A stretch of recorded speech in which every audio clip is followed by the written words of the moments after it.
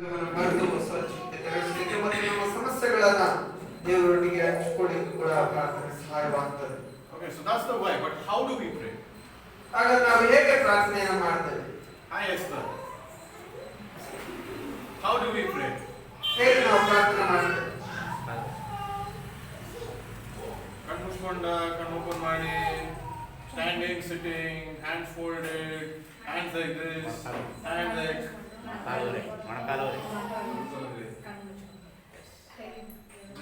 then when we were praying, why wasn't everyone on their knees then?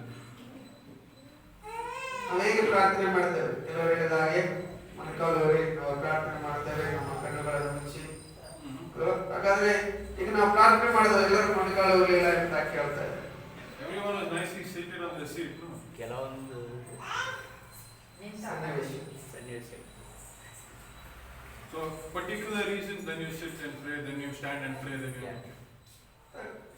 ಪ್ರತಿಯೊಂದಕ್ಕೂ ಒಂದೊಂದು ರೀತಿಯಾದ ಕಾರಣಗಳಿರ್ಬೋದು. ಕೆಲವು ಸರಿ ಕೂತು ಮಾಡ್ತೇವೆ, ಕೆಲವು ಸರಿ ಮೊಣಕಾಲೂರಿ, ಕೆಲವು ಸರಿ ನಿಂತು. So if you look at Google, like how many people go on Google? ಎಷ್ಟು ಜನ ಗೂಗಲ್ ಅಲ್ಲಿ ಸರ್ಚ್ ಮಾಡ್ತೀರಾ ಅಥವಾ ಗೂಗಲ್ ಅಲ್ಲಿ ಹುಡುಕ್ತೀರಾ? Google, YouTube, how many? Everyone watches videos. All this. Yes. So if you type how to pray or why to pray, you get a lot of results.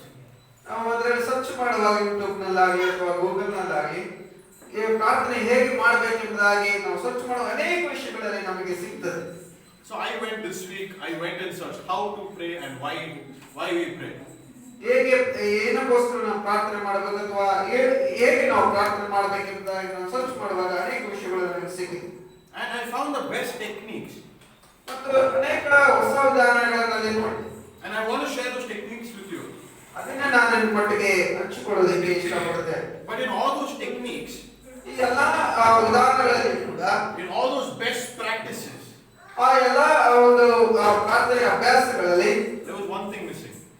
ಒಂದು ವಿಷಯ ಅಲ್ಲಿ miss ಆಗ್ತಾ ಇದೆ. The main thing that was missing in how we're supposed to pray and how a prayer can be powerful was ಅಲ್ಲಿ ನಾನು ನೋಡುವಾಗ ನಮ್ಮ ಪ್ರಾರ್ಥನೆ ಹೇಗೆ ಅದು ಬಲಿಷ್ಠವಾಗಿರಬೇಕು ಎಂಬ ಒಂದು ಅಂಶ ಅಲ್ಲಿ ನಮಗೆ ಕಾಣಲಿಲ್ಲ. the one thing missing was ಅಲ್ಲಿ ಮಿಸ್ ಆದಂತ ವಿಷಯ ಏನಂದ್ರೆ what Jesus taught us. ಯೇಸು ಕ್ರಿಸ್ತನು ನಮಗೆ ಕಲಿಸಿಕೊಟ್ಟಂತ ಪ್ರಾರ್ಥನೆ. Jesus gave us instructions exclusively how and why to pray. ಯೇಸು ಕ್ರಿಸ್ತನ ಅನೇಕ ರೀತಿಯಾದ ಉದಾಹರಣೆಗಳನ್ನ ನಮಗೆ ಪ್ರಾರ್ಥನೆ ಏನಕ್ಕಾಗಿ ನಾವು ಮಾಡಬೇಕು ಅಥವಾ ಹೇಗೆ ಮಾಡಬೇಕು ಎಂಬುದಾಗಿ ಆತ ನಮಗೆ ತಿಳಿಸಿಕೊಟ್ಟಿದ್ದಾನೆ. And if you look at TV or various books, if you read, everyone has their own techniques on how and why you're praying. ನಾವು ಹೇಗೆ ಪ್ರಾರ್ಥನೆ ಮಾಡಬೇಕು ಎಂಬುದಾಗಿ ಅಥವಾ ಎದಕ್ಕೋಸ್ಕರ ಪ್ರಾರ್ಥನೆ ಮಾಡಬೇಕು ಎಂಬುದಾಗಿ ಅನೇಕ ಪುಸ್ತಕಗಳನ್ನು ಓದುವಾಗ ಇನ್ನು ಅನೇಕ ರೀತಿಯಲ್ಲಿ ಅನೇಕ ವಿಧಾನಗಳನ್ನು ಹುಡುಕುವಾಗ ಅವು ಭಿನ್ನವಾಗಿರುತ್ತದೆ. And if you pray like how they say, only then will God hear your prayer. ನೋಡಿ, ಅವರು ಹೇಳಿದಾಗ ಮಾಡಿದ್ರೆ ಮಾತ್ರ ದೇವರು ನಿಮ್ಮ ಪ್ರಾರ್ಥನೆಯನ್ನು ಕೇಳ್ತಾನೋ? But that's not true, is it? ಅದು ಸತ್ಯ ಅಲ್ಲ. Is it true that if someone tells you you should pray like this, will it work?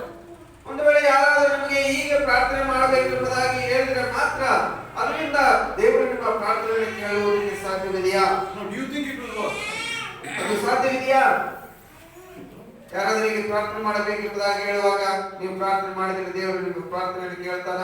Can a book that someone's written is going to tell me that if I pray like this, will it be effective? ನೋಡಿ, ಯಾರೋ ಬರೆದ ಒಂದು ಪುಸ್ತಕದ ಪ್ರಕಾರವಾಗಿ ನಾನು ಪ್ರಾರ್ಥನೆ ಮಾಡಿದ್ರೆ ಅದು ಪರಿಣಾಮಕಾರಿಯಾಗಿರ್ತದೋ? Like these techniques, these strategies, like when you're studying for an exam, you have certain paper, you study like this, you do this exam bank, you will pass the exam. Is that the same thing with prayer? ಹೇಗೆ ನಾವು ಒಬ್ಬರು ಪರೀಕ್ಷೆ ಬರೆಯುವಾಗ ಅದನ್ನ ಹೇಗೆ ಬರೀಬೇಕೆಂಬುದಾಗಿ ಅನೇಕ ರೀತಿಯಲ್ಲಿ ನಾವು ತಿಳ್ಕೊಂಡು ಅದನ್ನು ಬರೆದು ಪಾಸ್ ಮಾಡ್ತೇವೆ. ಹಾಗೆ ಒಂದು ವೇಳೆ ಪ್ರೇಯರಲ್ಲಿ ಅನೇಕ ರೀತಿಯಾದ ವಿಧಾನಗಳನ್ನು ಓದಿಕೊಂಡು ಪ್ರಾರ್ಥನೆ ಮಾಡಲಿಕ್ಕೆ ಸಾಧ್ಯವಿದೆಯಾ?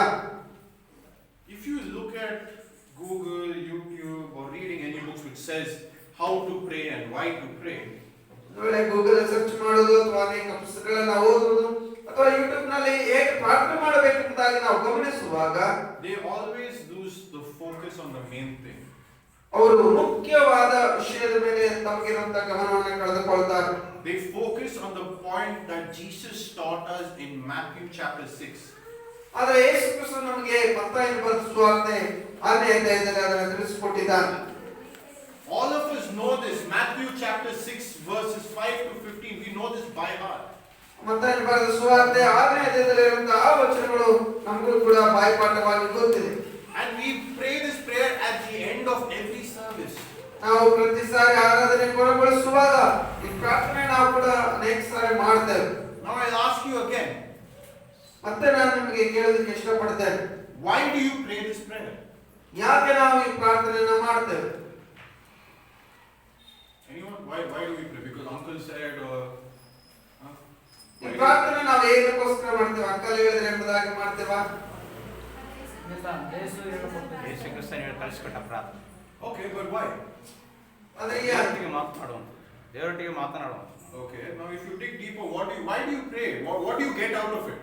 To get eternal life. So by praying this prayer, we'll get eternal life. Okay, why do we pray this prayer? Eternal life. What else? ದೇವರಿಗೋಸ್ಕರ ಈ ಪ್ರಾರ್ಥನೆಯನ್ನ ಪರಲೋಕ Why this prayer? Yes, Jesus told us we have to pray this because it is praying to God. Okay, but so we'll get eternal life. It gets us closer. Why else do we pray this prayer? What is the reason with this prayer? ಏನಕ್ಕೋಸ್ಕರ ಈ ಒಂದು ಯೇಸು ಕ್ರಿಸ್ತನ ಕಳಿಸಿಕೊಟ್ಟಂತ ಪ್ರಾರ್ಥನೆ ನಾವು ಮಾಡ್ತೇವೆ?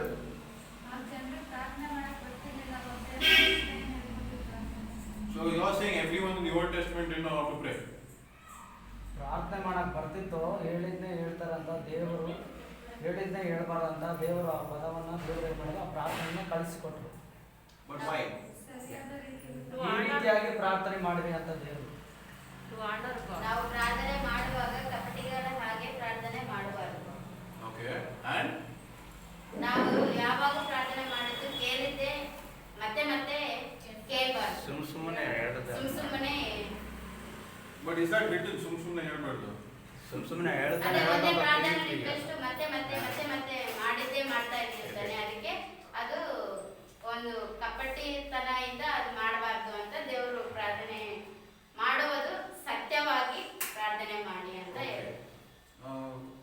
Sister, I'll ask you one question. When we pray for something, if you read the entire Bible, like New Testament or anything, if you continue to pray for the same thing, only then will God will bless you. If you pray for this thing, then move to this thing and move to this thing, which blessing do you want God to hear your prayer for? ನಾವು ಪ್ರಾರ್ಥನೆ ಮಾಡುವಾಗ ಅದು ಸರಿ, ಆದರೆ ಒಂದು ನಿರ್ದಿಷ್ಟ ವಿಷಯಕ್ಕಾಗಿ ನಾವು ಅದೇ ಪ್ರತಿ ಸಾರಿ ಅದನ್ನೇ ಪ್ರಾರ್ಥಿಸ್ತೇವೆ, ಆಗ್ತಾನೆ ದೇವರು ನಮಗೆ ಉತ್ತರ ಕೊಡ್ಲಿಕ್ಕೆ ಸಾಧ್ಯ. But who are we praying to? ಅದೇ ನಾವು ಯಾಕೆ ಪ್ರಾರ್ಥನೆ ಮಾಡ್ತಾ ಇದ್ದೇವೆ? ಮನಪೂರ್ವಕವಾಗಿ ಮಾಡ್ಬೇಕದು. ಪದೇ ಪದೇ ಪ್ರಾರ್ಥನೆ ಮಾಡಿದ್ದು ಅದು ಮನಪೂರ್ವಕವಾಗಿ ಕಣ್ಣೀರಿಂದ ಪ್ರಾರ್ಥನೆ ಮಾಡಿದ್ವಂದ್ರೆ ಉತ್ತರ ಸಿಗುತ್ತೆ. ಸುಮ್ಮನೆ ನಾವು ಮನಸ್ಸು ನೋವಿಟ್ಕೊಂಡು ಮೇಲೆ ಸ್ತೋತ್ರ ಯೇಸುವೆ ಅಂತ ಪ್ರಾರ್ಥನೆ ಮಾಡಿದ್ರೆ ಅದು ಉತ್ತರ ಸಿಗುತ್ತೆ. Thank you. All of you have said the right thing. Why we are taught this prayer is it was to teach how to make our prayer focused on God. ಈ ಪ್ರಾರ್ಥನೆಯನ್ನ ಏನಕ್ಕೆ ಯೇಸು ಕ್ರಿಸ್ತನು ಕಲಿಸಿಕೊಟ್ಟರಂದ್ರೆ ನಮ್ಮ ಪ್ರಾರ್ಥನೆಯ ಕೇಂದ್ರ ಬಿಂದು ಏನಾಗಿರ್ಬೇಕು ಎಂಬುದಾಗಿ. We read in verse 5, right? ನಾವು 5ನೇ ವಚನದಲ್ಲಿ ಅದನ್ನು ನಾವು ಓದ್ತೇವೆ. When you pray, do not be like the hypocrites. ನೀವು ಕಪಟಿಗಳ ಹಾಗೆ ಪ್ರಾರ್ಥನೆ ಮಾಡಬೇಡ್ರಿ ಎಂಬುದಾಗಿ ಸೊನ್ನೆ ಹೇಳ್ತಾರೆ. The hypocrites over here, he's talking about the Jews. ಇಲ್ಲಿ ಆತನು ಹೇಳಿದಂತ ಕಪಟಿಗಳು ಯಾರಾದ್ರೂ ಯಹೂದ್ಯರಾಗಿದ್ರು. This is basically people who already know the word of God. ಯಾಕಂದ್ರೆ ಅವ್ರಿಗೆ ಆಲ್ರೆಡಿ ದೇವರ ವಾಕ್ಯ ಗೊತ್ತಿತ್ತು, But ಆದರೂ ಕೂಡ they like to stand, they love, what do we read? For they love to stand and pray in the synagogues or at the street corner. ಆದ್ರೆ ಅವರು ಜನರು ನೋಡ್ಬೇಕೆಂಬುದಾಗಿ ಪ್ರಾರ್ಥನೆಯನ್ನ ನಿಂತು ಮಾಡ್ತಾ ಇದ್ರು ಎಂಬುದಾಗಿ ದೇವರ ವಾಕ್ಯ ಹೇಳ್ತದೆ. Do not make your prayer a public display. ಒಂದು ವೇಳೆ ನಿಮ್ಮ ಪ್ರಾರ್ಥನೆಯನ್ನ ಜನರನ್ನ ಮೆಚ್ಚಿಸುವುದಕ್ಕಾಗಿ ಮಾಡುವುದಲ್ಲ. Prayer is not supposed to be something like a loudspeaker announcement. This is what I am praying for. ಅಥವಾ ನಾನು ಹೀಗೆ ಪ್ರಾರ್ಥನೆಯನ್ನ ಮಾಡ್ತಾ ಇದ್ದೇನೆ, ಎಷ್ಟು ಗಟ್ಟಿಯಾಗಿ ನಾನು ದೇವರಿಗೆ ಪ್ರಾರ್ಥನೆಯನ್ನು ಮಾಡ್ತಾ ಇದ್ದೇನೆ, ಕೇಳಿಸಿಕೊಳ್ಳಲಿ ಎಂಬುದಾಗಿ ಮಾಡುವಂತ ಪ್ರಾರ್ಥನೆ ಅಲ್ಲ. Like what Mary sister said, what Anandama said, what every one of you said, prayer is supposed to be we are asking God, we are speaking to God. ಹೀಗೆ ನೀವು ಅನೇಕರು ಹೇಳಿದ ಹಾಗೆ ಪ್ರಾರ್ಥನೆ ಎನ್ನುವಾಗ ಅದನ್ನು ನಾವು ದೇವರೊಟ್ಟಿಗೆ ಮಾತಾಡ್ತಾ ಇದ್ದೇವೆ ಅಥವಾ ದೇವರನ್ನ ನಾವು ಕೇಳ್ತಾ ಇದ್ದೇವೆ. Our prayer ನಮ್ಮ ಪ್ರಾರ್ಥನೆಯು needs to be mindful and completely focused on God.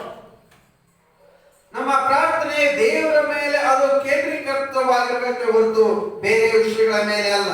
Do not be like the Jews. Do not be like the hypocrites. ಆ ಕಪಟಿಗಳ ಹಾಗೆ ಅಂದ್ರೆ ಆ ಯಹೂದ್ಯರು ಪ್ರಾರ್ಥನೆ ಮಾಡಿದಂತ ಪ್ರಾರ್ಥನೆ ಆಗಿರಬಾರದು. Our prayer is not a show that we can pray, that we can speak. ನಾನು ಇಷ್ಟು ಚೆನ್ನಾಗಿ ಪ್ರಾರ್ಥನೆ ಮಾಡ್ತೇನೆ ಅಥವಾ ನಾನು ಇಷ್ಟು ಚೆನ್ನಾಗಿ ದೇವರ ಬಳಿಯಲ್ಲಿ ಕೇಳ್ತೇನೆ ಎಂಬುದಾಗಿ ತೋರ್ಪಡಿಸಿಕೊಳ್ಳುವಂತದಲ್ಲ. Now Jesus is not saying do not do public prayer. ಅಲ್ಲಿ ಯೇಸು ಕ್ರಿಸ್ತನು ನೀವು ಬಹಿರಂಗವಾಗಿ ಪ್ರಾರ್ಥನೆ ಮಾಡಬಾರದು ಎಂಬುದಾಗಿ ಹೇಳ್ತಾ ಇಲ್ಲ. He is not saying that public prayer is bad. ಅಥವಾ ನೀವು ಬಹಿರಂಗವಾಗಿ ಪ್ರಾರ್ಥಿಸುವಂತದ್ದು ಸರಿಯಲ್ಲ ಎಂಬುದಾಗಿ ದೇವರು ಹೇಳ್ತಾ ಇಲ್ಲ. He prayed. Public prayer was there in Matthew chapter 9 verse 19 and Matthew chapter 15 verse 36, which is feeding of the 5,000 and feeding of the 4,000. ಅಲ್ಲಿ ಅನೇಕ ಸಾರಿ ಯೇಸು ಕ್ರಿಸ್ತನು ಕೂಡ ಪ್ರಾರ್ಥನೆ ಮಾಡೋದು ನಾವು ಮತ್ತಾಯ ಸುವಾರ್ತೆ 9ನೇ ಅಧ್ಯಾಯ 13ನೇ ವಚನದಲ್ಲಿ ನಾವು ನೋಡ್ತೇವೆ. But it is he focused. Why did he pray that time? He focused on blessing what was given. ಅಲ್ಲಿ ಆತನು ಒಂದು ಆಶೀರ್ವಾದಕ್ಕಾಗಿ ಪ್ರಾರ್ಥನೆ ಮಾಡುವುದನ್ನು ನಾವು ನೋಡ್ತೇವೆ. But in this verse 5, ಆದರೆ 5ನೇ ವಚನಕ್ಕೆ ನಾವು ಬರುವಾಗ Jesus is telling us though public prayer has value, ಒಂದು ವೇಳೆ ಆ ಬಹಿರಂಗ ಪ್ರಾರ್ಥನೆ ಅದು ಒಳ್ಳೆಯದಾಗಿದ್ರೂ ಕೂಡ private prayer allows us to focus exclusively on God. ಆದರೆ ನಮ್ಮ ಆ ವೈಯಕ್ತಿಕ ಪ್ರಾರ್ಥನೆ ಅಥವಾ ಆಂತರಿಕ ಪ್ರಾರ್ಥನೆ ಅದು ದೇವರ ಮೇಲೆ ಹೆಚ್ಚಿನ ಗಮನನ ಅಥವಾ ಹೆಚ್ಚಿನ ಕೇಂದ್ರವನ್ನ ನಾವು ಇಡುವಂತೆ ಮಾಡುವಂತದ್ದಾಗಿದೆ. How are we supposed to do that? ಅದನ್ನು ನಾವು ಹೇಗೆ ಮಾಡಬಹುದಾಗಿದೆ? Look at verse 6. ಅದನ್ನ 6ನೇ ವಚನದಲ್ಲಿ ತಿಳಿಸುತ್ತದೆ. When you pray, go into your room and shut the door and pray to your Father who is in secret. 6ನೇ ವಚನದಲ್ಲಿ ಓದ್ತೇವೆ, ನೀನು ಏಕಾಂತವಾದ ಕೋಣೆಯೊಳಗೆ ಹೋಗಿ ಬಾಗಿಲನ್ನು ಮುಚ್ಚಿಕೊಂಡು ಅಂತರಂಗದಲ್ಲಿ ಇರುವ ನಿನ್ನ ತಂದೆಗೆ ಪ್ರಾರ್ಥನೆ ಮಾಡು. ಅಂತರಂಗದಲ್ಲಿ ನಡೆಯುವುದನ್ನು ನೋಡುವ ನಿನ್ನ ತಂದೆಯು ನಿನಗೆ ಫಲ ಕೊಡುವನು. And we see this particular example practiced by Jesus many times.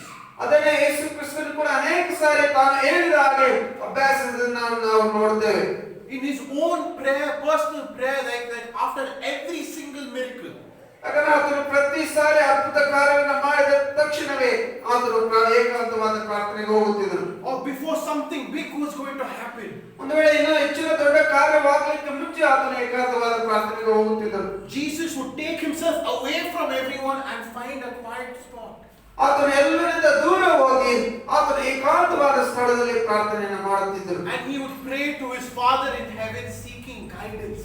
ಆತನ ತಂದೆಯಾದ ದೇವರ ಸಹಾಯಕ್ಕಾಗಿ ಅಥವಾ ಮಾರ್ಗದರ್ಶನಕ್ಕಾಗಿ ಪ್ರಾರ್ಥನೆಯನ್ನು ಮಾಡಿದನು. Seeking God's wisdom and blessings on his life and what he was about to do. ಆತನು ಆತನ ಸೇವೆಯಲ್ಲಿ ಬೇಕಾದ ಸಹಾಯಕ್ಕಾಗಿ ಮಾರ್ಗದರ್ಶನಕ್ಕಾಗಿ ಆತನು ದೇವರ ಬಳಿಯಲ್ಲಿ ಪ್ರಾರ್ಥಿಸಿದನು. Jesus was showing us that we need to take time. ಅದೇ ರೀತಿಯಾಗಿ ನಾವು ಕೂಡ ಪ್ರಾರ್ಥಿಸುವರಾಗಬೇಕೆಂಬ ಮಾದರಿಯನ್ನು ಆತನು ನಮಗೆ ಕಲಿಸಿಕೊಡ್ತಾ ಇದ್ದಾನೆ. To talk to our Father without any distractions or disturbance. ಯಾಕಂದ್ರೆ ನಾವು ನಮ್ಮ ತಂದೆಯೊಂದಿಗೆ ಯಾವುದೇ ಅಡಚಣೆಗಳಿಲ್ಲದೆ ಪ್ರಾರ್ಥಿಸಬೇಕೆಂಬುದಾಗಿ. To listen to God's voice. ಆತನ ಸ್ವರವನ್ನು ನಾವು ಕೇಳಿಸಿಕೊಳ್ಳುವುದಕ್ಕಾಗಿ. How many of you here remember those old radios, or you might still be there, those radios which you had to tune to get the signal, FM, AM? ನೀವು ಕೆಲವರಿಗೆ ಹಳೆ ರೇಡಿಯೋಗಳು ಗೊತ್ತಿರಬಹುದು. ಅಲ್ಲಿ ನಾವು ಅದನ್ನ ಸರಿಯಾದ ಒಂದು ಚಾನೆಲ್ ಅಥವಾ ಸಿಗ್ನಲ್ ಸಿಗೋದಕ್ಕೆ ನಾವು ಟ್ಯೂನ್ ಮಾಡ್ತಾ ಇದ್ವಿ. The same thing over here. We need to fine tune that. We need to get to that right spot. ಹಾಗೆ ನಾವು ದೇವರೊಟ್ಟಿಗೆ ಸರಿಯಾದ ಒಂದು ಸಂಪರ್ಕವನ್ನು ಹೊಂದಿಕೊಳ್ಳಲಿಕ್ಕೆ ಪ್ರಯತ್ನ ಪಡಬೇಕು. We need to block everything out and just channel our prayer with God and focus on what God is trying to tell us. ನಮ್ಮ ದೇವರೊಟ್ಟಿಗೆ ನಾವು ಸರಿಯಾದ ಸಂಪರ್ಕವನ್ನು ಹೊಂದುವುದಕ್ಕಾಗಿ ಆತನ ಮೇಲೆ ನಾವು ಕೇಂದ್ರೀಕೃತವಾಗಬೇಕು. Jesus did the same thing even in the Garden of Gethsemane. ಯೇಸು ಕ್ರಿಸ್ತನ ಒಂದು ಗೆತ್ಸೆಮನೆ ತೋಟದಲ್ಲಿ ಕೂಡ ಆತನು ಹಾಗೆ ಮಾಡಿದನು. Before he was captured, before he was sentenced to death, ಆತನು ಆ ಒಂದು ತನ್ನನ್ನು ಹಿಡಿದುಕೊಳ್ಳೋದಕ್ಕೆ ಹೊರರು ಕೈಗೆ ಸಿಕ್ಕಾಕೊಳ್ಳೋದಕ್ಕಿಂತ ಮುಂಚೆ ಆತನು ತನ್ನ ತಂದೆಯಾದ ದೇವರೊಟ್ಟಿಗೆ ಪ್ರಾರ್ಥನೆ ಮಾಡಿದನು. Jesus took time and found a quiet place. ಆತನು ಸಮಯವನ್ನು ತೆಗೆದುಕೊಂಡು ಏಕಾಂತವಾದ ಪ್ರಾರ್ಥನೆ ಅನೇಕ ಸಾರಿ ಹೋದನು. He asked his disciples, just sit here, I will be back. ಅಲ್ಲಿ ಆತನು ತನ್ನ ಶಿಷ್ಯರಿಗೆ ಹೇಳ್ತಾನೆ, ನೀವು ಇಲ್ಲೇ ಸ್ವಲ್ಪ ಹೊತ್ತಿರಿ, ನಾನು ಹೋಗಿ ಬರ್ತೇನೆ ಎಂಬುದಾಗಿ. And he prayed. ಅಲ್ಲಿ ಆತನ ಪ್ರಾರ್ಥನೆ ಏಕಾಂತವಾದ ಪ್ರಾರ್ಥನೆ ಸಮಯವನ್ನು ಕಳೆದು, My Father, if it is possible, ನನ್ನ ತಂದೆಯಾದ ದೇವರೇ, ನಿನ್ನ ಚಿತ್ತವಾದರೆ let this cup pass from me. ಈ ಪಾತ್ರೆಯು ನನ್ನಿಂದ ಬಿಟ್ಟು ಹೋಗಲಿ. Nevertheless, not as I will, ಒಂದು ವೇಳೆ ನನ್ನ ಚಿತ್ತವಲ್ಲ, but as you will. ನಿನ್ನ ಚಿತ್ತದಂತೆಯೇ. God, Jesus was saying, if this happens, let it happen as per what you say. ಅದು ನಿನ್ನ ಚಿತ್ತವೇ ಆಗಲಿ ಕರ್ತನೆ, ಅಥವಾ ನನ್ನ ಚಿತ್ತವಲ್ಲ ಅದು. Our prayer is supposed to be, God, you bless us. It's not about us doing for you, but what you will do in our lives. We are your vessel. ನಮ್ಮ ಪ್ರಾರ್ಥನೆ ಕೂಡ ಅದೇ ಆಗ್ತದೆ ಪ್ರೇರೆ. ದೇವರೇ, ನಿನ್ನ ಚಿತ್ತದಂತೆ ನಮ್ಮನ್ನು ಆಶೀರ್ವದಿಸು, ನಮ್ಮ ಇಷ್ಟದಂತೆ ಅಲ್ಲ ಎಂಬುದಾಗಿ. Prayer is not supposed to be, we are asking God, God, we want this, we want this, we want this. No. ದೇವರೇ, ನಮಗೆ ಅದು ಬೇಕು, ಇದು ಬೇಕು, ಅದು ಬೇಕು, ಇದು ಬೇಕು ಎಂಬುದಾಗಿ ಬರೀ ನಾವು ದೇವರ ಬಳಿಗೆ ಕೇಳುವಂಥದ್ದು ಮಾತ್ರವಲ್ಲ. As we see with Jesus, ಯೇಸು ಕ್ರಿಸ್ತನ ನಾವು ನೋಡುವಾಗ, even in that garden when everything that was going to happen, which was going to happen next, ಒಂದು ವೇಳೆ ಆತನಿಗೆ ಆ ಗೆತ್ಸೆಮನೆ ತೋಟದಲ್ಲೇ ಆಗುವಂತ ಎಲ್ಲಾ ವಿಷಯಗಳು ಗೊತ್ತಿದ್ರು ಕೂಡ he was praying for mercy and asking for God's guidance. ಅಲ್ಲಿ ದೇವರ ಕರುಣೆಗಾಗಿಯೂ ಮತ್ತು ದೇವರ ಮಾರ್ಗದರ್ಶನಕ್ಕಾಗಿಯೂ ಆತನು ಕೇಳುವಂತವನಾಗಿದ್ದಾನೆ. Asking God, if this is His plan, then I am ready to execute your plan. ಅದು ದೇವರೇ, ತಂದೆಯಾದ ದೇವರೇ, ನನ್ನ ಚಿತ್ತವಾಗಿದ್ದರೆ ಅದನ್ನು ನಾನು ವಹಿಸಿಕೊಳ್ಳೋದಕ್ಕೆ ಸಿದ್ಧನಾಗಿದ್ದೇನೆ ಎಂಬುದಾಗಿ ಆತನು ಹೇಳ್ತಾರೆ. If 2020 has taught us anything, ಒಂದು ವೇಳೆ ಈ ಕಳೆದ 2020ನೇ ವರ್ಷ ನಮಗೆ ಅನೇಕ ವಿಷಯಗಳನ್ನು ಕಲಿಸಿರುವುದಾದರೆ, we cannot plan for anything. ನಾವು ಯಾವುದೇ ವಿಷಯಕ್ಕಾಗಿ ಒಂದು ಯೋಜನೆಯನ್ನು ಹಾಕಿಕೊಳ್ಳೋದಕ್ಕೆ ಸಾಧ್ಯವಿಲ್ಲ. The only one who knows what lies ahead of us ನಮ್ಮ ಮುಂದೆ ಏನಿದೆ ಎಂಬುದಾಗಿ ಗೊತ್ತಿರುವಂತದ್ದು ಆತನಿಗೆ ಮಾತ್ರ. is our Father in heaven. ನಮ್ಮ ಪರಲೋಕದಲ್ಲಿರುವಂತಹ ತಂದೆಯಾದ ದೇವರಿಗೆ ಮಾತ್ರ ಗೊತ್ತಿದೆ ಪ್ರಿಯರೇ. So when we pray, ನಾವು ಹಾಗಾದ್ರೆ ಪ್ರಾರ್ಥನೆ ಮಾಡುವಾಗ we need to not ask for anything, ನಾವು ಬರೀ ಕೇಳುವಂತದ್ದು ಮಾತ್ರವಲ್ಲ, but we need to give ourselves completely to God and let His will unfold in our lives. ನಾವು ಆತನ ಚಿತ್ತಕ್ಕೆ ಸಂಪೂರ್ಣವಾಗಿ ನಮ್ಮನ್ನು ಒಪ್ಪಿಸಿಕೊಟ್ಟು ಪ್ರಾರ್ಥಿಸುವವರಾಗಬೇಕು. Verse 7 and 8, 7 ಮತ್ತು 8ನೇ ವಚನದಲ್ಲಿ it says more words doesn't equal more blessings. ನಾವು ಸುಮ್ಮನೆ ಪ್ರಾರ್ಥನೆ ಮಾಡ್ತಾ ಇದ್ರೆ ಹೆಚ್ಚಿನ ಆಶೀರ್ವಾದಗಳು ನಮಗೆ ಸಿಕ್ಕುವುದಿಲ್ಲ. When you pray, do not heap empty praises.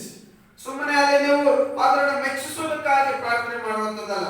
Anurama said, right, when you're praying, make sure your prayer has the right words, that it has meaning, that it reflects what you feel. ಅಲ್ಲಿ ಆ ನಮ್ಮ ಸಹೋದರ ಹೇಳಿದಾಗ ನಮ್ಮ ಪ್ರಾರ್ಥನೆ ಸರಿಯಾದ ರೀತಿಯಲ್ಲಿ ಅದು ಅರ್ಥಗರ್ಭಿತವಾಗಿರಬೇಕು. God does not bless us if we have more words in our prayer. ನಾವು ಸುಮ್ಮನೆ ಹೇಳ್ತಾ ಇದ್ರೆ ಅಲ್ಲಿ ದೇವರಿಗೆ ಆಶೀರ್ವಾದಗಳು ನಮಗೆ ಸಿಕ್ಕುವುದಿಲ್ಲ. God blesses our prayers if it is meaningful and comes from our heart. ಅದು ನಮ್ಮ ಹೃದಯದಿಂದ ಅರ್ಥಗರ್ಭಿತವಾಗಬಹುದಾದರೆ ಮಾತ್ರ ದೇವರ ಆಶೀರ್ವಾದಗಳು ನಮಗೆ ಸಿಗುವಂತದಾಗಿದೆ. Our words have meaning and are powerful. ನಮ್ಮ ಮಾತುಗಳಿಗೆ ಒಂದು ಶಕ್ತಿ ಇದೆ ಮತ್ತು ಒಂದು ಅರ್ಥವಿದೆ. So when we pray, we need to be careful of the words we choose. ನಾವು ಪ್ರಾರ್ಥನೆ ಮಾಡುವಾಗ ಸರಿಯಾದ ರೀತಿಯಲ್ಲಿ ಸರಿಯಾದ ವಾಕ್ಯಗಳನ್ನು ಹಿಡಿದುಕೊಂಡು ಪ್ರಾರ್ಥನೆ ಮಾಡುವಂತವರಾಗಬೇಕು. And like Venkatesh said, in the Old Testament, they were saying words, but the meaning was lost. ಅವರು ಅನೇಕ ಮಾತುಗಳನ್ನು ಹೇಳ್ತಾ ಇದ್ರು, ಆದರೆ ಅವುಗಳಲ್ಲಿ ಯಾವ ಅರ್ಥವಿರ್ತಾ ಇರಲಿಲ್ಲ. And Jesus wanted us to bring that focus back on God our Father in heaven. ಆದರೆ ಯೇಸು ಕ್ರಿಸ್ತನು ಹೇಳುವಂತದ್ದು, ನಾವು ನಮ್ಮ ತಂದೆಯಾದ ದೇವರ ಮೇಲೆ ನಮ್ಮ ಹೃದಯಗಳನ್ನು ಕೇಂದ್ರೀಕರಿಸಬೇಕೆಂಬುದಾಗಿ ಅದು ನಮಗೆ ಕಲಿಸಿಕೊಡುವವನಾಗಿದ್ದಾನೆ. Verse 8 says, do not be like them, ಆತನು ಹೇಳುವ ಹಾಗೆ ನೀವು ಅವರಂತೆ ಆಗಬೇಡಿ. for your Father knows before you even ask Him.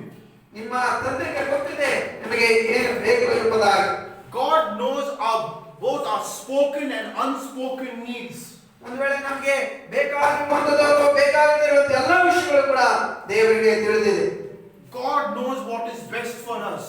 ಅಷ್ಟು ಮಾತ್ರವಲ್ಲ, ಯಾವುದು ನಮಗೆ ಸರಿಯಾದದ್ದು ಎಂಬುದಾಗಿ ಕೂಡ ದೇವರಿಗೆ ಗೊತ್ತಿದೆ ಪ್ರಿಯರೇ. It's the same like every parent, all of you are parents, every parent knows what is best for their children. ನೀವು ಅನೇಕರು ಈಗ ತಂದೆ ತಾಯಿಗಳಿದ್ದೀರಿ, ನಿಮ್ಮ ಮಕ್ಕಳಿಗೆ ಯಾವುದು ಬೇಕು ಎಂಬುದಾಗಿ ನಿಮಗೆ ಗೊತ್ತಿದೆ. Same way God knows what is best for us and is best for our life. ಹಾಗೆ ತಂದೆಯಾದ ದೇವರಿಗೂ ಕೂಡ ನಮಗೆ ಅಗತ್ಯವಿರುವಂತದ್ದು ಆತನಿಗೆ ಗೊತ್ತಿದೆ ಪ್ರಿಯೆ. So when we pray, do not hide anything from him.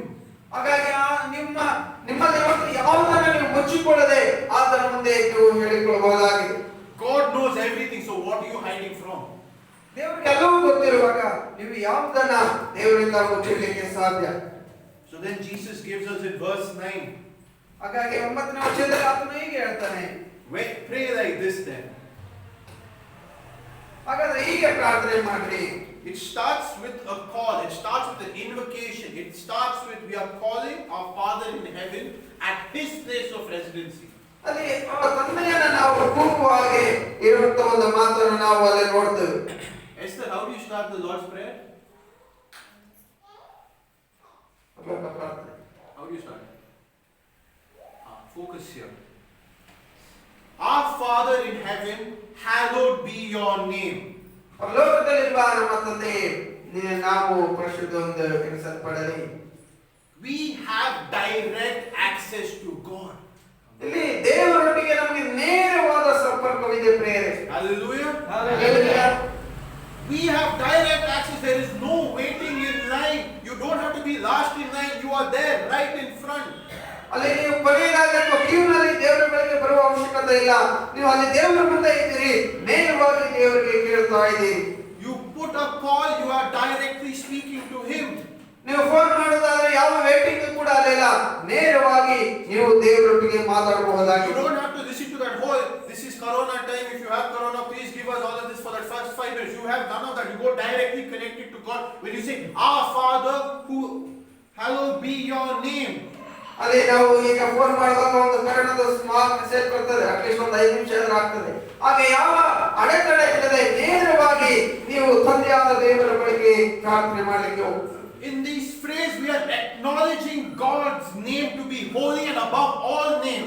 ಅಲ್ಲಿ ನಾವು ದೇವರ ಹೆಸರು ಎಲ್ಲಾ ನಾಮಗಳಿಗಿಂತಲೂ ಬಹಳ ಪರಿಶುದ್ಧವಾದದ್ದು ಎಂಬುದಾಗಿ ನಮಗೆ ಗೊತ್ತಾಗ್ತದೆ. Now, when I asked why are we praying these verses, why do we use this? ಯಾಕೆ ನಾವು ಈ ವಚನಗಳನ್ನ ನೋಡ್ತೇವೆ? So look at verse 10 with me. 10ನೇ ವಚನ ನಾವು ನೋಡೋಣ. We have 3 petitions or 3 requests. 3 ಮುಖ್ಯ ಸಂಗತಿಗಳನ್ನು ನಾವು ಅಲ್ಲಿ ನೋಡ್ತೇವೆ, which give priority and focus ನಾವು ಅಲ್ಲಿ ಪ್ರಾಮುಖ್ಯತೆ ಮತ್ತು ನಮ್ಮ ಚಿಂತನೆ ಏನಿದೆ on the superiority of God. ದೇವರ ಶ್ರೇಷ್ಠತೆಯ ಮೇಲೆ ನಾವು ಅಲ್ಲಿ ಗಮನವನ್ನು So what does ಹರಿಸಬೇಕು. it say in verse 10? 10ನೇ ವಚನದಲ್ಲಿ ಹೇಳ್ತದೆ, Your kingdom come, ನಿನ್ನ ರಾಜ್ಯವು ಬರಲಿ, your will be done ನಿನ್ನ ಚಿತ್ತವು ನೆರವೇರಲಿ, on earth as it is in heaven.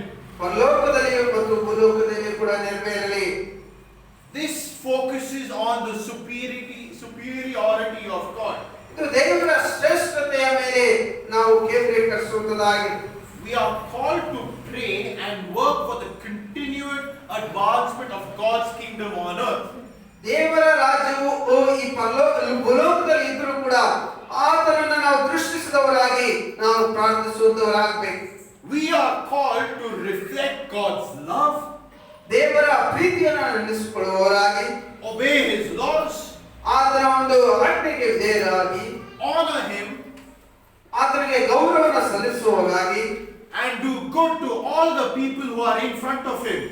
ಅಷ್ಟು ಮಾತ್ರವಲ್ಲ, ನಮ್ಮ ಸುತ್ತಮುತ್ತಲಿರುವಂತಹ ಅಥವಾ ನಮ್ಮ ಮುಂದೆ ಇರುವಂತಹ ಎಲ್ಲರಿಗೂ ಒಳ್ಳೆಯದನ್ನು ಮಾಡುವವರಾಗಿ, and proclaim the good news of his kingdom. ಅಷ್ಟು ಮಾತ್ರವಲ್ಲ, ಆತನ ರಾಜ್ಯದ ಶುಭ ವರ್ತಮಾನವನ್ನು ಕೂಡ ನಾವು ಸಾರುವವರಾಗಬೇಕು. This is what we are all called to do. We are here to proclaim his kingdom. ಅದಕ್ಕಾಗಿ ನಾವೆಲ್ಲರೂ ಇಲ್ಲಿ ಕರೆಯಲ್ಪಟ್ಟಿದ್ದೇವೆ. We need to make sure God is at the center, that we are honoring him, we are reflecting God's love, and we are obeying his commands, and we show this to everyone we meet outside the building and inside the building. ಇಲ್ಲಿ ನಾವು ನಮ್ಮ ಜೀವಿತಗಳಲ್ಲಿ ದೇವರನ್ನ ಕೇಂದ್ರೀಕರಿಸಿಕೊಂಡವರಾಗಿ, ಆತನ ಪ್ರೀತಿಗೆ ನಾವು ಕೃತಜ್ಞತೆಯನ್ನು ಸಲ್ಲಿಸಿದವರಾಗಿ, ಆತನ ಆಜ್ಞೆಗಳಿಗೆ ವಿಧೇಯರಾಗಿ, ನಮ್ಮ ಸುತ್ತಮುತ್ತಲು ಇರುವಂತಹ ಎಲ್ಲರಿಗೂ ಆತನ ಶುಭ ವರ್ತಮಾನವನ್ನು ತಿಳಿಸುವಂತ ಭಾರ ನಮ್ಮ ಮೇಲಿದೆ. Now look at verses 11 to 13. 11ರಿಂದ 13 ವಚನಗಳನ್ನು ನೋಡಿ. This focuses on us. ಇದು ನಮ್ಮ ಮೇಲೆ ಕೇಂದ್ರೀಕರಿಸುವಂತದ್ದಾಗಿದೆ. This focuses on our community. ಇದು ನಮ್ಮ ಸಮಾಜದ ಮೇಲೆ ಕೇಂದ್ರೀಕರಿಸುವಂತದ್ದಾಗಿದೆ. Verse 11 is the fourth request. ವಚನ 11 ನಾಲ್ಕನೆಯ ಒಂದು ರಿಕ್ವೆಸ್ಟ್ ಆಗಿದೆ. Give us this day our daily bread. ನಮ್ಮ ಅನುದಿನದ ಆಹಾರವನ್ನ ನಮಗೆ ದಯಪಾಲಿಸು. What is Jesus trying to say here? ಯೇಸು ಕ್ರಿಸ್ತನು ಏನನ್ನ ಹೇಳಲಿಕ್ಕೆ ಇಷ್ಟಪಡ್ತಾ ಇದ್ದಾರೆ? Is he saying go to the bakery and get bread every day? ಹೋಗಿ ಬೇಕರಿಗೆ ಪ್ರತಿದಿನ ಬ್ರೆಡ್ ತಗೊಂಡ್ಬಂದ್ರೆ ಅಂತ ಹೇಳ್ತಾ ಇದ್ದಾರೆ. So what is this? Give us this day our daily bread. What is he trying to mean? ನಮಗೆ ಅನುದಿನದ ಆಹಾರವನ್ನು ಇವತ್ತು ದಯಪಾಲಿಸು ಎಂಬುದಾಗಿ ಹೇಳುವಂತದ್ರ ಅರ್ಥವೇನು? What do you understand by it? ನೀವು ಇದನ್ನ ಹೇಗೆ ಗ್ರಹಿಸಿಕೊಳ್ತೀರಿ? ಆತ್ಮಿಕವಾದ ಆಹಾರ. ಸ್ಪಿರಿಚುವಲ್ ಆತ್ಮೀಯ Okay. Spiritual. Okay. So are you spiritual every single day? No ಕೇಳ್ಕೊಡು. ನೋ ಬಾಬಲ್ ಹೋಗ್ತದೆ ತಪ್ತೇವೆ ಆದರೂ ದೇವ್ರ ಹತ್ರ ಕೇಳ್ಕೊಡು. Okay. You're on the right track. Give us this day our daily bread. Daily bread here talks about our personal life. ಇಲ್ಲಿ ಇದು ನಮ್ಮ ವೈಯಕ್ತಿಕ ಜೀವಿತದ ಕುರಿತಾಗಿ ಮಾತಾಡುವಂತದ್ದಾಗಿದೆ. Everything we do throughout the day, from the time you get up to the time you sleep. ನಾವು ಪ್ರತಿದಿನ ಎದ್ದ ಸಮಯದಿಂದ ಮಲಗುವ ಸಮಯದವರೆಗೂ ನಮ್ಮ ಕೆಲಸ ಕಾರ್ಯಗಳಿರ್ತರಾಗಿರ್ತೇವೆ. From the time you go out to work, from the time you get home. ನಾವು ಕೆಲಸಕ್ಕೆ ಹೋಗುವಂತ ಸಮಯ, ಹಿಂದೆ ಬರುವಂತ ಸಮಯ. It is a request to God ಇದು ದೇವರಿಗೆ ನಾವು ಕೇಳಿಕೊಳ್ಳುವಂತದ್ದಾಗಿದೆ. to protect and provide for us in our day-to-day lives. ಆತನ ಒಂದು ರಕ್ಷಣೆಗಾಗಿ ಅಥವಾ ಆತನ ಕಾಪಾಡುವಿಕೆಗಾಗಿ, ಆತನ ನಡೆಸುವಿಕೆಗಾಗಿ ಕೇಳುವಂತ ಒಂದು ಪ್ರಾರ್ಥನೆಯಾಗಿದೆ. And this goes on to verse 12, ಅದ ನಂತರ 12ನೇ ವಚನಕ್ಕೆ ನಾವು ಹೋಗ್ತೇವೆ, which is the fifth request. 5ನೇ ಒಂದು ರಿಕ್ವೆಸ್ಟ್ ಆಗಿದೆ. And forgive us our debts as we forgive those who have forgiven our debtors. ನಮಗೆ ತಪ್ಪು ಮಾಡಿದವರು ನಾವು ಕ್ಷಮಿಸಿದಂತೆ ನಮ್ಮ ತಪ್ಪುಗಳನ್ನು ಕ್ಷಮಿಸು ಎಂಬುದಾಗಿ. It is a prayer of restoration. ಇದು ನಮ್ಮನ್ನ ತಿರುಗಿ ದೇವರೊಟ್ಟಿಗೆ ಪುನರ್ ಸ್ಥಾಪಿಸುವಂತ ಒಂದು ಸಂಬಂಧವಾಗಿದೆ. We need to forgive others because we have been forgiven by God. ದೇವರು ನಮ್ಮನ್ನ ಕ್ಷಮಿಸಿರುವುದರಿಂದ ನಾವು ಇತರರನ್ನ ಕ್ಷಮಿಸುವಂತವರಾಗಬೇಕು. This restores our personal fellowship with God when fellowship with Him was hindered by our sin. ನಮ್ಮ ಪಾಪಗಳ ಮೂಲಕ ದೇವರ ಮತ್ತು ನಮ್ಮ ಸಂಬಂಧವು ಅದು ಮುರಿಯಲ್ಪಟ್ಟಾಗ ಆತನ ಕ್ಷಮಿಸುವಿಕೆಯಿಂದ ಆತನು ನಮಗೆ ಅದನ್ನ ಸರಿಪಡಿಸಿದ್ದಾನೆ. Only God can forgive our sins, yes? ಆತನು ಮಾತ್ರ ನಮ್ಮ ಪಾಪಗಳನ್ನು ಕ್ಷಮಿಸಲಿಕ್ಕೆ ಸಾಧ್ಯವಿದೆ, ಹೌದಾ? ಹೌದು. So as His children, ಆತನ ಮಕ್ಕಳಾಗಿ ನಾವು we are called to forgive others. ಬೇರೆಯವರು ನಾವು ಕೂಡ ಕ್ಷಮಿಸಲಿಕ್ಕಾಗಿ ಕರೆಯಲ್ಪಟ್ಟಿದ್ದೇವೆ. Because we need to embody the characteristics of Christ as we are His covenant children. ನಾವು ಆತನ ಮಕ್ಕಳಾಗಿ ಆತನನ್ನ ಅನುಸರಿಸುವವರಾಗಬೇಕು. Why do we do this? ಹಾಗಾದ್ರೆ ನಾವು ಯಾಕೆ ಇದನ್ನ ಮಾಡಬೇಕು? Do we forgive others when they have done something wrong to us? ನಮಗೆ ಯಾರಾದ್ರೂ ತಪ್ಪು ಮಾಡಿದ್ರೆ ಅಥವಾ ಯಾರಾದ್ರೂ ನಮಗೆ ಕೆಟ್ಟದನ್ನ ಮಾಡುವಾಗ ಅವ್ರನ್ನ ನಾವು ಕ್ಷಮಿಸ್ತೇವಾ? Don't we get angry? ನಮಗೆ ಕೋಪ ಬರಲ್ವಾ? Don't we get annoyed that this person has done this to me? How can they be there? ಇವರು ನನಗೆ ಈಗ ಮಾಡಿದರೆ ನಾನು ಹೇಗೆ ಅವರನ್ನು ಕ್ಷಮಿಸಲಿ ಎಂಬುದಾಗಿ ಅವರನ್ನು ನಾವು ದ್ವೇಷಿಸ್ತೇವೆ. First thing is we get angry, we say whatever we want to say, and then later we'll be like, no, I'll pray for them. ಒಂದು ವೇಳೆ ನಾವು ಕೋಪಗೊಂಡು ಅವ್ರಿಗೆ ಏನೇನು ಬೈಬೇಕೆಲ್ಲ ಬೈಬಿಡ್ತೇವೆ. ಆಮೇಲೆ ಸ್ವಲ್ಪ ಹೊತ್ತಾದ್ಮೇಲೆ ಸರಿ ನಾವು ಇವ್ರಿಗೋಸ್ಕರ ಪ್ರಾರ್ಥನೆ ಮಾಡೋಣ ಎಂಬುದಾಗಿ ಹೇಳ್ತೇವೆ. No, that we don't even pray for them. We pray for us that we get what we want. ಒಂದು ವೇಳೆ ಅವ್ರಿಗೋಸ್ಕರ ಪ್ರಾರ್ಥನೆ ಮಾಡಿದ್ರೆ ಬರೀ ನಮಗೋಸ್ಕರ ನಾವು ಪ್ರಾರ್ಥನೆ ಮಾಡ್ಕೊಳ್ತೇವೆ. We need to forgive others. ನಾವು ಇತರರನ್ನ ಕ್ಷಮಿಸುವವರಾಗಬೇಕ್ರಿ. And this point is re-emphasized in verses 14 and 15. ಅದನ್ನ 14 ಮತ್ತು 15ರಲ್ಲಿ ಪುನರುಚ್ಚರಿಸುತ್ತಾರೆ. If you forgive others their trespasses, ನೀವು ಜನರ ತಪ್ಪುಗಳನ್ನು ಕ್ಷಮಿಸಿದರೆ your heavenly Father will also forgive you. ಪರಲೋಕದಲ್ಲಿರುವ ನಿಮ್ಮ ತಂದೆಯು ನಿಮ್ಮ ತಪ್ಪುಗಳನ್ನು ಕ್ಷಮಿಸುವನು. But if you do not forgive others their trespasses, ಆದರೆ ನೀವು ಜನರ ತಪ್ಪುಗಳನ್ನು ಕ್ಷಮಿಸದೆ ಹೋದರೆ neither will your Father forgive yours. ನಿಮ್ಮ ತಂದೆಯು ಸಹ ನಿಮ್ಮ ತಪ್ಪುಗಳನ್ನು ಕ್ಷಮಿಸುವುದಿಲ್ಲ. There is a direct relationship ಇಲ್ಲಿ ನಾವು ದೇವರನ್ನು ತಿರುಗಿ ನೇರವಾದ ಸಂಪರ್ಕವನ್ನು ಹೊಂದಲಿಕ್ಕೆ ಸಾಧ್ಯವಿದೆ. between us being forgiven by God, ನಾವು ದೇವರಿಂದ ಕ್ಷಮಾಪಣೆಯನ್ನು ಹೊಂದಿದ್ದೇವೆ, then the same forgiveness we need to extend to others. ಆ ಕ್ಷಮಾಪಣೆಯನ್ನ ನಾವು ಇತರರಿಗೂ ಕೊಡುವಂತವರಾಗಬೇಕು. We need to do this ಇದನ್ನ ಮಾಡುವಂತವರಾಗಬೇಕು. As God's chosen children, ಯಾಕಂದ್ರೆ ದೇವರಿಂದ ಆರಿಸಲ್ಪಟ್ಟವರಾಗಿದ್ದೇವೆ. we are called to embody the qualities of our Father in heaven. ಪರಲೋಕದಲ್ಲಿರುವಂತ ನಮ್ಮ ತಂದೆಯ ಗುಣಲಕ್ಷಣಗಳನ್ನ ನಾವು ಅನುಸರಿಸಲಿಕ್ಕಾಗಿ ಕರೆಯಲ್ಪಟ್ಟಿದ್ದೇವೆ. By living a holy and just life. ನಾವು ಪರಿಶುದ್ಧರಾಗಿಯೂ ನೀತಿವಂತರಾಗಿಯೂ ಜೀವಿಸಲಿಕ್ಕಾಗಿ ಆತನು ಇಷ್ಟಪಡುವಾಗ, As Jesus showed us throughout his ministry. ಆತನು ಯೇಸು ಕ್ರಿಸ್ತನ ತನ್ನ ಸೇವೆ ಸಮಯದಲ್ಲಿ ಇದನ್ನೇ ಆತನು ನಮಗೆ ಮಾದರಿಯಾಗಿ ಬಿಟ್ಟು ಹೋಗಿದ್ದಾನೆ. And by Jesus' death on the cross, ಅಷ್ಟು ಮಾತ್ರವಲ್ಲ, ಆ ಶಿಲುಬೆಯ ಮೇಲೆ ಕೂಡ ಆತನು ಅದನ್ನು ನಮಗೆ ತೋರಿಸಿಕೊಟ್ಟಿದ್ದಾನೆ. he paid the price for our forgiveness, for our sins. ನಮ್ಮ ಪಾಪಗಳ ಕ್ಷಮಾಪಣೆಗಾಗಿ ಆತನು ಪ್ರಾಯಶ್ಚಿತ್ತವನ್ನು ಆ ಶಿಲುಬೆಯ ಮೇಲೆ ಕಟ್ಟಿದ್ದಾನೆ. He helped restore our personal relationship with God. ದೇವರು ತಿರುಗಿ ನಮ್ಮ ಆ ವೈಯಕ್ತಿಕವಾದ ಮುರಿಯಲ್ಪಟ್ಟ ಸಂಬಂಧವನ್ನ ಆತನು ತಿರುಗಿ ಪುನರ್ಸ್ಥಾಪಿಸಿದ್ದಾನೆ. Hallelujah. Hallelujah. So, as Jesus restored our relationship with God by dying on the cross for our sins, ನಮ್ಮ ಪಾಪಗಳ ಪ್ರಾಯಶ್ಚಿತ್ತವಾಗಿ ಆ ಶಿಲುಬೆಯ ಮೇಲೆ ಆತನು ಮರಣವನ್ನು ಅನುಭವಿಸುವ ಮೂಲಕ ನಮ್ಮ ಮತ್ತು ದೇವರ ಸಂಬಂಧವಾದನ್ನು ತಿರುಗಿ ಕಲ್ಪಿಸಿಕೊಂಡಿದ್ದಾನೆ. if someone has wronged us, ಇವರು ಯಾರಾದ್ರೂ ನಮಗೆ ಕೆಟ್ಟದನ್ನು ಮಾಡುವುದಾದ್ರೆ forgive them. ನೀವು ಅವರನ್ನು ಕ್ಷಮಿಸಿ. It might hurt you more than it will hurt them. ಒಂದು ವೇಳೆ ಅವರಿಗೆ ಹೆಚ್ಚು ಇದು ತೊಂದರೆಯನ್ನು ಮಾಡೋದಕ್ಕಿಂತ ನಿಮಗೆ ಹೆಚ್ಚು ತೊಂದರೆಯನ್ನು ಮಾಡುವಂತದ್ದಾಗಿದೆ. But forgive them. ಆದರೂ ಕೂಡ ಅದನ್ನು ನೀವು ಕ್ಷಮಿಸಿ. Be the bigger person. ಅಲ್ಲಿ ನೀವು ಹೆಚ್ಚಿನವರಾಗ್ತೀರಿ. Be the better person. ನೀವು ಅಲ್ಲಿ ಉತ್ತಮರಾಗ್ತೀರಿ. Embody the qualities of God our Father in heaven. ಪರಲೋಕದಲ್ಲಿರುವಂತಹ ನಮ್ಮ ತಂದೆಯ ಗುಣಲಕ್ಷಣಗಳನ್ನು ನೀವು ತೋರ್ಪಡಿಸಿ. It is difficult. ಅದು ಕಷ್ಟವೇ. I can say it's also difficult for me. ಅದು ನನಗೂ ಕೂಡ ಕಷ್ಟ ಅನಿಸ್ಬೋದು. I get very angry very fast. ನನಗೆ ಬಹಳ ಬೇಗ ಕೋಪ ಬರ್ತದೆ. But then over the past couple of years, I've just focused, let me not get angry, let me try to be like Jesus, like God, try to forgive. It is hard, but it is possible.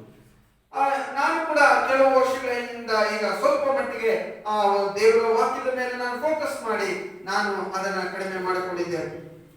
People know how to push our buttons. Satan knows how to make us get angry and lose temper and say things that we do not mean. ಸೈತಾನನು ಹೇಗೆ ನಮ್ಮನ್ನು ಉದ್ರೇಕಗೊಳಿಸಬಹುದು ಅಥವಾ ಬೇರೆಯವರ ವಿರುದ್ಧವಾಗಿ ನಾವು ಹೇಗೆ ಕೆಟ್ಟದನ್ನು ಮಾತಾಡಬಹುದು ಎಂಬುದಾಗಿ ಆತ ನಮಗೆ ತೋರಿಸಿಕೊಡುವನಾಗಿದ್ದಾನೆ. And that's why we look at our last request, which is in verse 13. ಅದಕ್ಕಾಗಿ 13ನೇ ವಚನದಲ್ಲಿ ನಾವು ಕೊನೆಯದಾಗಿ ನೋಡ್ತೇವೆ. Lead us not into temptation, but deliver us from evil. ನಮ್ಮನ್ನ ಶೋಧನೆಗೆ ಸೇರಿಸದೆ ಕೇಡಿನಿಂದ ನಮ್ಮನ್ನು ತಪ್ಪಿಸು. We need protection ನಮಗೆ ದೇವರ ರಕ್ಷಣೆ ಅವಶ್ಯಕತೆ ಇದೆ. from falling prey to Satan and the temptations he puts before us every single day. ಸೈತಾನನ ಶೋಧನೆಗೆ ನಾವು ಪ್ರತಿದಿನ ಒಳಗಾಗುವಂತೆ ಆತನು ತನ್ನ ರಕ್ಷಣೆ ನಮಗೆ ಕಲ್ಪಿಸುವಂತ ಅವಶ್ಯಕತೆ ಇದೆ. We need to protect our hearts and minds. ನಮ್ಮ ಹೃದಯಗಳನ್ನ ನಮ್ಮ ಮನಸ್ಸುಗಳನ್ನ ಕಾಪಾಡಿಕೊಳ್ಳುವಂತ ಅವಶ್ಯಕತೆ ಇದೆ. Because all he needs is one small hole. ಯಾಕಂದ್ರೆ ಒಂದು ಸೈತಾನಿಗೆ ಒಂದು ಸಣ್ಣ ಒಂದು ಅವಕಾಶ ಸಿಕ್ಕಿದ್ರೆ ಸಾಕುತ್ತೆ. If you make a hole in a bucket and you put water, water will still get out. ಒಂದು ವೇಳೆ ಒಂದು ಬಕೆಟ್ ನಲ್ಲಿ ನಾವು ಹೋಲನ್ನು ಮಾಡಿ ನೀರನ್ನ ಹಾಕಿದ್ರೆ ಏನಾಗ್ತದೆ? ನೀರೆಲ್ಲ ಹೊರಗೆ ಹೋಗ್ತದೆ. It might take its time, but it will happen. ಅದೊಂದು ವೇಳೆ ಸಮಯ ತೆಗೆದುಕೊಳ್ಬಹುದು, ಆದರೆ ಅಲ್ಲಿ ಇರುವಂತ ನೀರೆಲ್ಲ ಹೊರಗೆ ಹೋಗ್ತದೆ. It's the same thing. Satan looks for that small hole in the armor that we have around us. ಹಾಗಾಗಿ ಸೈತಾನನು ನಮ್ಮ ಜೀವಿತದಲ್ಲಿ ಒಂದು ಸಣ್ಣ ಅವಕಾಶಕ್ಕಾಗಿ ಕಾಯುವಾತನಾಗಿದ್ದಾನೆ. And he just wants to come in and then take over. ಆತನು ಆ ಅವಕಾಶವನ್ನು ಉಪಯೋಗಿಸಿಕೊಂಡು ನಮ್ಮನ್ನ ನಾಶ ಮಾಡ್ತಾನೆ. So we need to protect everything that is in us. ಹಾಗಾಗಿ ನಮಗೆ ನಮ್ಮ ಆತ್ಮಿಕ ಜೀವಿತಕ್ಕೆ ರಕ್ಷಣೆ ಅಗತ್ಯವಿದೆ. And this is by asking God to deliver us from evil. ಹಾಗಾಗಿ ನಾವು ದೇವರ ಹತ್ರ ಕೇಳಿಕೊಳ್ಳಬೇಕು, ಈ ಶೋಧನೆಗಳಿಂದ ಕೇಡುಗಳಿಂದ ನಮ್ಮನ್ನು ತಪ್ಪಿಸು ಎಂಬುದಾಗಿ. To protect us every single day, every time we do anything, we need to ask His protection. ನಾವು ಪ್ರತಿ ದಿನದ ಜೀವಿತದಲ್ಲಿ ಪ್ರತಿನಿತ್ಯದ ಜೀವಿತದಲ್ಲಿ ಆತನ ರಕ್ಷಣೆಗಾಗಿ ಆತನ ಕಾಪಾಡುವಿಕೆಗಾಗಿ ನಾವು ಬೇಡಿಕೊಳ್ಳುವಂತವರಾಗಬೇಕು. We will get tested. ನಮಗೆ ಶೋಧನೆ ಬರ್ತದೆ. We will have hardships. ನಮಗೆ ಕಷ್ಟಗಳಿದೆ. We will have difficulties in our lives. ನಮ್ಮ ಅನೇಕ ಸಮಸ್ಯೆಗಳು ನಮ್ಮ ಜೀವಿತದಲ್ಲಿ ಎದುರಾಗುವಂತದ್ದಾಗಿದೆ. But this comes to all believers. ಇದು ಎಲ್ಲಾ ವಿಶ್ವಾಸಿಗಳಿಗೂ ಸಾಮಾನ್ಯವಾಗಿ ಬರುವಂತದ್ದಾಗಿದೆ. And we need to count this as a joy and be strengthened by it. ಆದರೆ ಅವುಗಳಿಂದ ನಾವು ಸಂತೋಷಪಟ್ಟು ಇನ್ನು ಕ್ರಿಸ್ತ ನಂಬಿಕೆಯಲ್ಲಿ ಬಲಗೊಳ್ಳಬೇಕು. Even Jesus was tempted in the desert by Satan. ಆ ಯೇಸು ಕ್ರಿಸ್ತನು ಕೂಡ ಆತನ ಅರಣ್ಯದಲ್ಲಿ ಆತನ ಶೋಧನೆಯನ್ನು ಸೈತಾನನ ಪಡೆದನು. But Jesus did not let Satan overcome. ಅಲ್ಲಿ ಯೇಸು ಕ್ರಿಸ್ತನು ಸೈತಾನನನ್ನು ಜಯಿಸಿದನು. And he prayed to God to deliver him from this. ಅಷ್ಟು ಮಾತ್ರವಲ್ಲ, ತನ್ನ ತಂದೆಯಾದ ದೇವರಿಗೆ ಆ ಶೋಧನೆಯಿಂದ ಬಿಡಿಸಲಿಕ್ಕೆ ಆತನು ಕೇಳಿಕೊಂಡನು. And the same way we need to seek deliverance. ಹಾಗೆ ನಾವು ಕೂಡ ದೇವರ ಬಳಿಯಲ್ಲಿ ಆ ಬಿಡುಗಡೆಗಾಗಿ ಪ್ರಾರ್ಥಿಸುವಂತವರಾಗಬೇಕು. It is not possible ಒಂದು ವೇಳೆ ಅದು ಅಸಾಧ್ಯವಾದರೂ ಕೂಡ by ourselves. ನಮ್ಮ ಕೈಯಿಂದ ನಾವು ಬಿಡುಗಡೆ ಹೊಂದಲಿಕ್ಕೆ ಸಾಧ್ಯವಾಗದೇ ಇದ್ರೂ ಕೂಡ It is possible when we have God on our side. ಆದರೆ ದೇವರು ನಮ್ಮ ಕಡೆ ಇರುವಾಗ ಅದು ಸಾಧ್ಯವಾಗ್ತದೆ. Hallelujah. Hallelujah. We have God with us. Why are we not using that? ದೇವರು ನಮ್ಮ ಪಕ್ಷವಾಗಿರುವಾಗ ನಾವು ಯಾಕೆ ಆತನನ್ನು ಉಪಯೋಗಿಸಿಕೊಳ್ತಾ ಇಲ್ಲ? We are His children. ಯಾಕಂದ್ರೆ ನಾವು ಆತನ ಮಕ್ಕಳು ಪ್ರಿಯರೇ. So we must pray to God to deliver us from all the troubles that are there around us. ಹಾಗಾಗಿ ನಮ್ಮ ಸುತ್ತಮುತ್ತಲಿರುವಂತಹ ಅನೇಕ ಶೋಧನೆಗಳಾಗಲಿ ಸಮಸ್ಯೆಗಳಿಂದ ಆತನ ಬಿಡುಗಡೆಗಾಗಿ ನಾವು ಪ್ರಾರ್ಥಿಸೋರಾಗಬೇಕು. Because through hardships and temptation, ಅನೇಕ ಶೋಧನೆಗಳಿಂದ ಅನೇಕ ಕಷ್ಟ ಸಮಸ್ಯೆಗಳಿಂದಲೂ this brings us closer to God. ಅದು ನಮ್ಮನ್ನ ಇನ್ನು ದೇವರ ಸನ್ನಿಹಕ್ಕೆ ಕರೆದುಕೊಂಡು ಬರುವಂತದ್ದಾಗಿದೆ. Because when its time is difficult, ನಮ್ಮ ಕಷ್ಟ ಸಮಸ್ಯೆಗಳು ನಮಗೆ ಎದುರಾಗುವಾಗ it can either result in us sinning ಒಂದು ವೇಳೆ ಅದು ನಮ್ಮನ್ನ ಪಾಪಕ್ಕೆ ನಡೆಸುತ್ತದೆ or us turning to God. ಇಲ್ಲ ದೇವರ ಬಳಿಗೆ ಅದು ನಮ್ಮನ್ನು ನಡೆಸುವಂತದ್ದಾಗಿದೆ. That is why we need to pray to God to deliver us from temptation, to deliver us from hardships. ಹಾಗಾಗಿ ಸಮಸ್ಯೆಗಳು ಬರುವಾಗ ಶೋಧನೆಗಳು ಬರುವಾಗ ಅದರಿಂದ ಬಿಡಿಸಲಿಕ್ಕಾಗಿ ನಾವು ದೇವರ ಬಳಿಗೆ ಮೊರೆ ಇಡುವಂತವರು ಆಗ್ಬೇಕು. For the best protection, is it MCL? ಆ ಒಂದು ವೇಳೆ ನಾವು ನಮ್ಮ ಅನೇಕ ರೀತಿಯಲ್ಲಿ MCL ಎಂಬ ಒಂದು ಪ್ರೊಟೆಕ್ಷನ್ ನಾವು ಯೂಸ್ ಮಾಡ್ತೇವೆ. But the best protection from sin and temptation is God. ಆದರೆ ನಮ್ಮ ಜೀವಿತದ ರಕ್ಷಣೆಗಾಗಿ ಆತನ ಅವಶ್ಯಕತೆ ಇದೆ. That is why we need to pray and come closer to Him. ಹಾಗಾಗಿ ನಾವು ಪ್ರಾರ್ಥಿಸ್ತಾ ಆತನ ಸನಿಹಕ್ಕೆ ಆತನ ಇನ್ನೂ ಹೆಚ್ಚಿನ ಅನ್ಯೋನ್ಯತೆಗೆ ನಾವು ಬರುವಂತರಾಗಬೇಕು. That is why in our prayer we need to depend on His direction for our lives. ಹಾಗಾಗಿ ನಾವು ನಮ್ಮ ಮಾರ್ಗದರ್ಶನಗಳ ಮೇಲೆ ಅಲ್ಲ, ಆತನ ಮಾರ್ಗದರ್ಶನಗಳ ಮೇಲೆ ನಾವು ಹೆಚ್ಚಾಗಿ ಹಾಕಿಕೊಳ್ಳುವಂತವರಾಗಬೇಕು. This life that we are living right now is on borrowed time. ಇದು ನಮಗೆ ಮುಂದಿನ ಸಮಯವಾಗಿದೆ. We are waiting for God's second coming. ಆತನ ಬರುವುದಕ್ಕಾಗಿ ನಾವೆಲ್ಲರೂ ಕಾಯ್ತಾ ಇದ್ದೇವೆ. So this life we need to do everything we can to worship Him and honor Him and exalt God's name on high. ನಾವು ಆತನನ್ನು ಆರಾಧಿಸಿ ಆತನ ನಾಮವನ್ನು ನಾವು ಘನಪಡಿಸಿ ಆತನನ್ನು ಸ್ತುತಿಸುವುದಕ್ಕಾಗಿ ನಾವು ಇನ್ನೂ ಹೆಚ್ಚು ತವಕ ಕೊಡೋರಾಗಬೇಕು. And it's as simple as all these verses tell us. ಈ ಎಲ್ಲಾ ಈ ವಚನಗಳು ಹೇಳುವಾಗ ಇವೆಲ್ಲ ನಮಗೆ ಬಹಳ ಸುಲಭವಾದ ವಿಷಯಗಳು. To able to connect to our Father in heaven. ನಮ್ಮ ತಂದೆಯಾದ ದೇವರ ಬಳಿಗೆ ಅದು ನಮ್ಮನ್ನು ನೇರವಾಗಿ ಕರೆದುಕೊಂಡು ಹೋಗುವಂತದ್ದಾಗಿದೆ. Jesus showed us the way. ಯೇಸು ಕ್ರಿಸ್ತನು ನಮಗೆ ಮಾರ್ಗವನ್ನು ತೋರಿಸಿದ್ದಾನೆ. So next time, ಮುಂದಿನ ಸಾರಿ are we to assume that whatever we read online, whatever we see on YouTube, whatever we read on books, how and why to pray? ಒಂದು ವೇಳೆ ಪ್ರಾರ್ಥನೆ ಹೇಗೆ ಮಾಡಬೇಕೆಂಬುದಾಗಿ ನಾವು ಆನ್ಲೈನ್ನಲ್ಲಿ, ಗೂಗಲ್ ಅಲ್ಲಿ, ಯೂಟ್ಯೂಬ್ ನಲ್ಲಿ ಅಥವಾ ಪುಸ್ತಕಗಳನ್ನು ಓದಿದ್ರು ಕೂಡ Are they telling us that Jesus got it all wrong with his prayer? ಅವು ಯೇಸು ಕ್ರಿಸ್ತನ ಪ್ರಾರ್ಥನೆ ಸರಿಯಾಗಿರಲಿಲ್ಲ ಎಂಬುದಾಗಿ ಹೇಳ್ತವ? Are they trying to tell us that Jesus didn't know the techniques, but they know the techniques? ಯೇಸು ಕ್ರಿಸ್ತನಿಗೆ ಯಾವ ಪ್ರಾರ್ಥನೆ ವಿಧಾನ ಗೊತ್ತಿರಲಿಲ್ಲ, ನಮಗೆ ಗೊತ್ತಿದೆ ಎಂಬುದಾಗಿ ಹೇಳ್ತಾರೆ? No. ಇಲ್ಲ. As Christians, as God's covenant children, ನಾವು ದೇವರ ಮಕ್ಕಳಾಗಿ ಆತನಿಗೆ ಒಳಪಟ್ಟವರಾಗಿ, this is our instruction book. This is our instruction manual. Apart from this, there is nothing else. ಇದು ನಮಗೆ ಮಾರ್ಗದರ್ಶನವನ್ನು ನೀಡುವಂತಹ ಪುಸ್ತಕವಾಗಿದೆ. ಇದನ್ನು ಬಿಟ್ಟರೆ ಬೇರೆ ಯಾವುದೂ ಇಲ್ಲ ಬೇರೆ. The Bible has to be the center of our lives. ದೇವರ ವಾಕ್ಯವು ನಮ್ಮ ಜೀವಿತದ ಪ್ರಮುಖ ಕೇಂದ್ರವಾಗಬೇಕು. The Bible was written for our good. ದೇವರ ವಾಕ್ಯವು ನಮ್ಮ ಉತ್ತಮತೆಗಾಗಿ ಅಥವಾ ನಮ್ಮ ಪ್ರಯೋಜನಕ್ಕಾಗಿ ಅದು ಬರೆಯಲ್ಪಟ್ಟಿದೆ. To protect us from false teachers and false information leading us away from God. ಅನೇಕ ಸುಳ್ಳು ಬೋಧನೆಗಳಿಂದ, ಸುಳ್ಳು ಬರವಣಿಗೆಗಳಿಂದ ನಮ್ಮನ್ನು ದೂರ ಇಡುವುದಕ್ಕಾಗಿ ಈ ಸತ್ಯವೇದವು ಬರೆಯಲ್ಪಟ್ಟಿದೆ. People will claim to know different paths to God, our Father in heaven. ಒಂದು ವೇಳೆ ನಮ್ಮ ತಂದೆಯಾದ ದೇವರ ಬಳಿಗೆ ಮಾರ್ಗವನ್ನು ತೋರಿಸುವುದಕ್ಕಾಗಿ ಅನೇಕರು ತಮ್ಮನ್ನು ತಾವೇ ಇದ್ದಾರೆ ಎಂಬುದಾಗಿ ಹೇಳಿಕೊಳ್ಳುವಂತವರಾಗಿದ್ದಾರೆ. There is no other way only one way. ಅವು ಇರುವಂತ ಒಂದೇ ಮಾರ್ಗ. There is only one path to God our Father in heaven. ನಮ್ಮ ತಂದೆಯಾದ ದೇವರ ಬಳಿಗೆ ಹೋಗುವುದಕ್ಕೆ ಇರುವಂತ ಒಂದೇ ಒಂದು ದಾರಿ. And that is through Jesus Christ, His Son. ಅದು ಆತನ ಮಗನಾಗಿರುವಂತ ಯೇಸು ಕ್ರಿಸ್ತನ ಮೂಲಕವೇ ಪ್ರಿಯರೇ. Amen. Amen. Who through His blood on the cross ಆ ಶಿಲುಬೆಯಲ್ಲಿ ತನ್ನ ರಕ್ತವನ್ನು ಚೆಲ್ಲುವುದರ ಮೂಲಕ formed a path for us into the Father's midst. ಆ ತಂದೆಯಾದ ದೇವರ ಬಳಿಗೆ ನಮಗೆ ಆತನ ಮಾರ್ಗವನ್ನು ತೆರೆದಿಟ್ಟಿದ್ದಾನೆ. Jesus is the way. ಯೇಸು ಕ್ರಿಸ್ತನು ನಮಗೆ ಮಾರ್ಗವಾಗಿದ್ದಾನೆ. The Bible is the instruction manual. ದೇವರ ವಾಕ್ಯವು ಸತ್ಯವೇದವು ನಮಗೆ ಮಾರ್ಗದರ್ಶನವಾಗಿದೆ. And we as God's children shall not follow anything but shall follow what is given to us. ನಾವು ಬೇರೆದನ್ನು ಅನುಸರಿಸುವಂತದಲ್ಲ, ಆದರೆ ನಮಗೆ ಕೊಡಲ್ಪಟ್ಟಿರುವಂತಹ ದೇವರ ವಾಕ್ಯ ಸತ್ಯವೇದವನ್ನ ನಾವು ಅನುಸರಿಸುವವರಾಗಬೇಕು.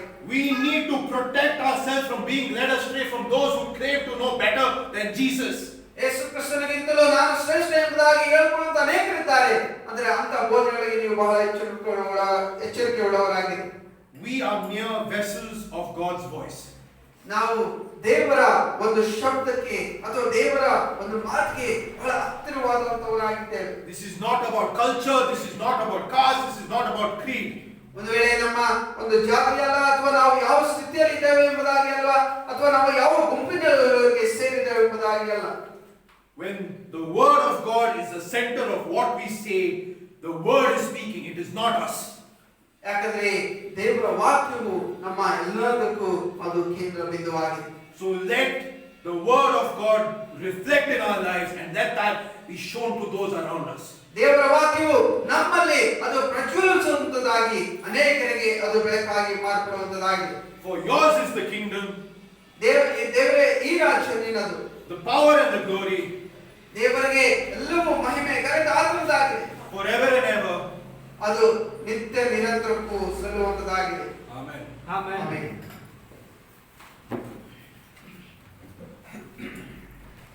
Hallelujah.